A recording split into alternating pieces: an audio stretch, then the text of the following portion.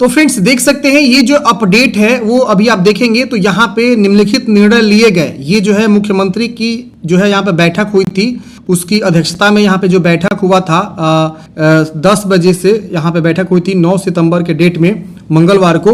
उसमें जो है इस पे मोहर लगी थी, इस बहाली को लेकर मोहर लगा था। तमाम अलग अलग विभाग का जो है यहाँ पे कई प्रकार की योजना, इसके अलावा जो है एजेंडा जो है इस पे मोहर लगी थी। इसी क्रम में आप देखेंगे तो यहाँ पे आपको जो 14 नंबर पॉइंट पे राजस्व भूमि सुधार विभाग में भी आपको यहाँ पे नई बहाली को लेकर जो यहाँ पे अपडेट जारी किया गया, इसकी स्वीकृति यहाँ पे मिल चुकी है, जो कि 3303 अतिरिक्त पदों की स्वीकृति यहाँ पे मिली है।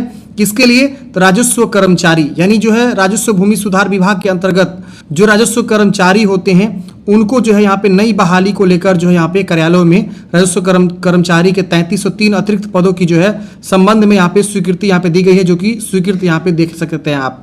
तो ये जो है आपकी स्वीकृति मिली हुई है, जिसको लेकर ये अपडेट यहाँ पे जो है 9 सितंबर के डेट में जारी हुआ था। अब इसको लेकर जो न्यूज़पेपर में भी आर्टिकल यहाँ पे देखेंगे निकाले गए थे। इसके अलावा जो है मैं आपको एक और नोटिफिकेशन दिखाऊंगा, जो कि आप देख सकते हैं 3 सितंबर के डेट में जो है गैजेटेड में भी इस नोटिफिकेशन को पब्लिश किया गया था। और उसके देखिए जब भी कोई बहाली आती है तो सबसे पहले जो है यहाँ पे गैजेटेड जो बिहार का गजट होता है उसमें पब्लिश किया जाता है, फिर उसको जो है मंत्रिपरिषद की बैठक होती है, कैबिनेट जो डिसीजन होता है वहां पे उसको पेश किया जाता है, और फिर इसको जो है स्वीकृति मिलती है। स्वीकृति मिलने के बाद से वित्त विभाग के द्वारा जो है उसकी स्वीकृति कराई जाती है।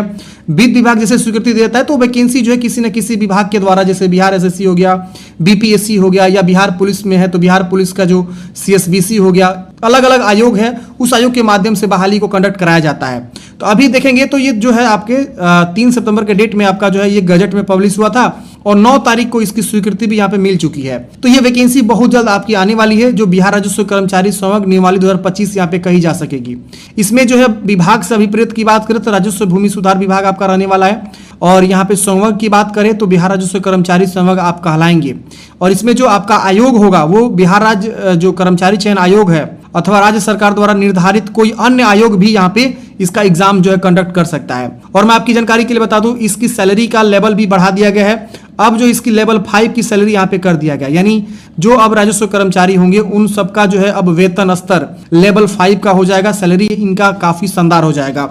और इसमें जो है पहले 12th स्तर की बहाली होती थी, इसको लेकर अब जो है इसको ग्रेजुएशन स्तर का यहाँ पे जो है कर दिया गया है, क्योंकि यहाँ पे जो भी बंदे ग्रेजुएशन वाले होंगे वही लोग यहाँ पे फॉर्म को अप्लाई करेंगे, एंट्रेंस एग्जाम होगा और उसके आधार पर यहाँ पे चयन किया जाएगा। तो काफी सारी चीजें बदलाव किया गया है, सैलरी भी बढ़ाया गया है, और नई बहाली को लेकर यहाँ पे पदों की भी स्वीकृति यहाँ पे दिया गया। यहाँ पे देखिए मंत्री ने कहा सर्वर में परेशानी थी, बढ़ सकती है स्व घोषणा की तारीख, भूमि सर्वे समय सीमा बढ़ी, दिसंबर 2026 तक पूरा होगा। 3846 पदों पर भी बहाली यहाँ पे नहीं आने वाली है। अब इसको लेकर क्या बोला गया है, तो यहाँ पे तो बोला गया कि जो आपका सर्वे हो रहा है उसकी डेट को बढ़ाई जा रही है।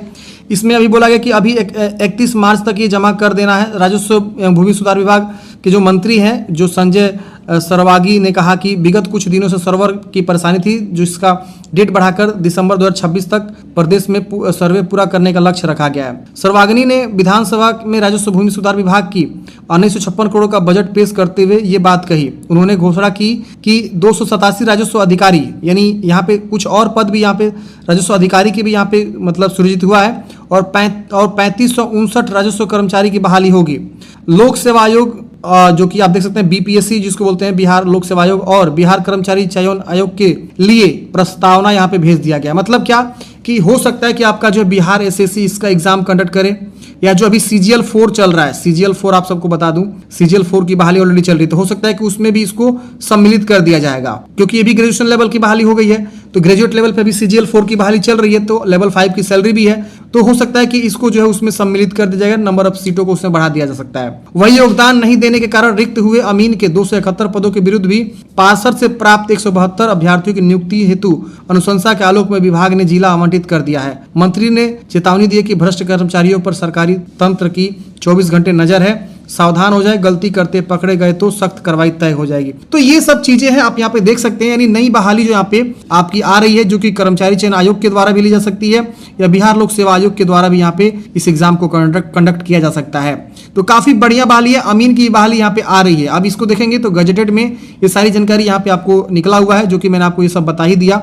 सीधे हम बात करते हैं यहाँ पे उम्र सीमा को लेकर। देखिए 1 अगस्त 2025 को अब जिस वर्ष बहाली निकलेगी उस वर्ष में 1 अगस्त मतलब मान लीजिए सपोज ये वैकेंसी इस वर्ष नहीं आती, 2026 में आती है, तो आपका एज गणना किया जाएगा 1 अगस्त 2026। ठीक है, अगर ये बहाली जो है आपका इसी साल आ जाती है, नवंबर तक आ जाती है, दिसंबर तक आ जाती है, तो इसमें जो एज गणना किया जाएगा वो 1 अगस्त किया जाएगा 2025 किया जाएगा। ठीक है, 1 अगस्त 2025 को इसका जो है एक आपका न्यूनतम उम्र 21 वर्ष कंप्लीट हो जाना चाहिए। और जो अलग अलग कैटेगरी वाइज एज लिमिट रखा जाता है, जैसे कि जनरल को देखेंगे तो 37 वर्ष की उम्र सीमा बिहार में रखी जाती है। इसके अलावा जो बीसी ईबीसी कैटेगरी से आते हैं उनके लिए यहाँ पे जो है 40 वर्ष की उम्र सीमा यहाँ पे रखी जाती है, आप सबको पता होना चाहिए। एससी एसटी से कोई आता है तो उनके लिए यहाँ पे जो है 42 वर्ष की उम्र सीमा रखी जाती है। अगर कोई जनरल कैटेगरी से फीमेल है या बीसी ईबीसी से कोई फीमेल है तो उनको भी यहाँ पे जो है क्या किया जाता है, 40 वर्ष की उम्र सीमा में यहाँ पे छूट दिया जाता है। तो ये आपका जो अपर एज में छूट अलग अलग कैटेगरी वाइज रखा जाता है, तो ये आपका एज हो जाएगा। इसमें जो भर्ती की अर्हता है, नियुक्ति के लिए जो भी अभ्यर्थी होंगे वो जो मान्यता प्राप्त किसी विश्वविद्यालय से